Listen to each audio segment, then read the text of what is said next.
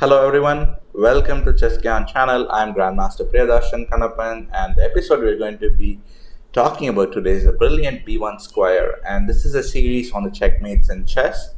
And in the previous episode, in the first episode of the series, we talked about different checkmates that happen on the A1 square, and here we are going to be discussing about checkmates that happen on the B1 square.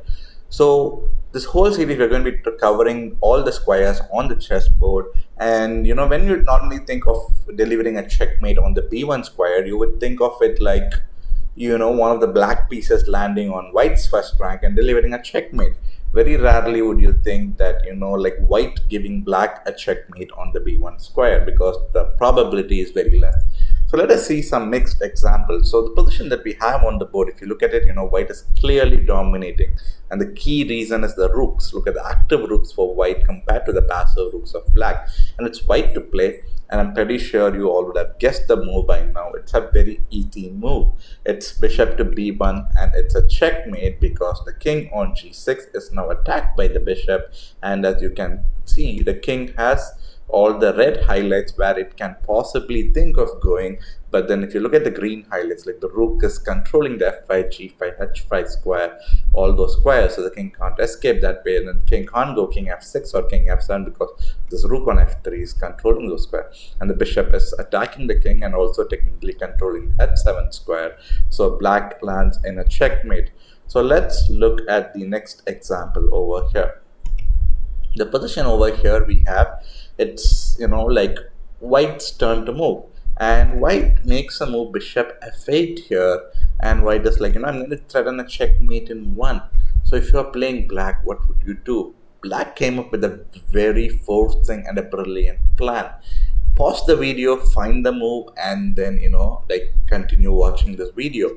So black found this brilliant queen takes f2 check, and after rook takes f2, that is rook b1 with a checkmate, because the rook cannot go back from f2 to f1 because there is a pin on the rook over here, like bishop on a7 is a very critical piece, this piece.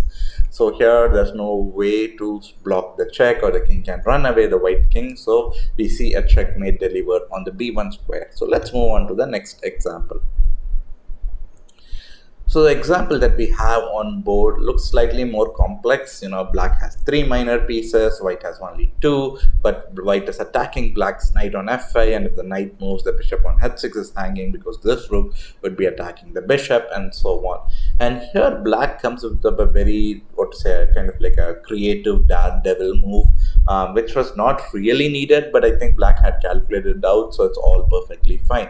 And that starts with this queen sacrifice idea that goes with queen takes c1 check, rook takes c1, rook takes c1, king b2. And if I was playing black in this position, I suggest you to pause the video, find the winning plan, or what do you think would be the winning plan, and then continue watching the video.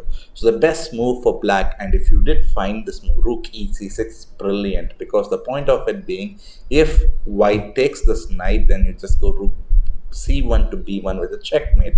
And if white decides to control or defend the b1 square with a move like rook a1, then black goes rook 6 c2, queen takes c2, and then rook takes c2 the check, and white only has one more king b1, but this is pretty much lost. A terrible position for white. And let's go back to the main line in the game, and here, as I had mentioned, if g takes f5, there was a checkmate on rook b1, and in the game white went knight e1, and this allowed this checkmate on b1 square with the rook, which goes rook to b1. So let's move on to the final example of this particular topic. So here, this is I think the toughest one of all the three. This is the fourth example we are seeing of all the examples we have seen today. And here it's black to play, and black starts off with a very nice sacrificial idea to open up the white's queen side, because the white's king is on b1. I mean, it was not really required for black to do that, because black has a very dominating knight on d4 and f3, and white's pieces are very passive. So highly suggested to pause the video, come up with some creative plans if you're playing with the black pieces, and then proceed forward to see how black continued the game.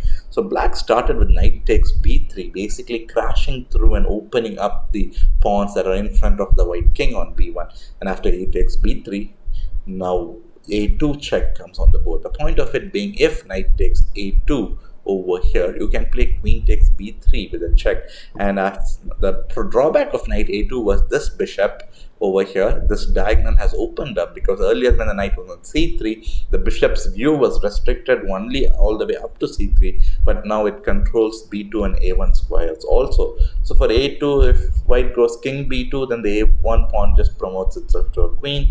So instead white goes king a1, blocking the a1 pawn from going forward, and here black has to find a very nice move. So if you haven't yet found a move, pause the video, find the move, and then go forward with the variations. So here black played this nice maneuver with the knight to d4. So he's threatening to capture on b3 with a check, and then after h takes g6, which is a forcing move by white, f takes g6, rook h1 check, king g8. White has now run out of checks, and now it's turn for black to start creating all the threats like knight takes b3 check, or maybe queen takes b3 and so on. And the only way to defend b2 in any possible manner is queen b2 for white, and after knight takes b3 check, queen takes b3, queen takes b3, rook takes g6. I'm pretty sure you would have found the checkmate by now. If you haven't, take a few seconds to pause the video and think about the checkmate move. Brilliant if you found the move queen b1, which is also the theme, right? Queen b1, and it's a checkmate because the knight cannot move due to this bishop on g7 over here, pinning the king on a1, and also the king cannot capture the queen because there's a pawn on a2. I hope you enjoyed the video. Please subscribe to the channel.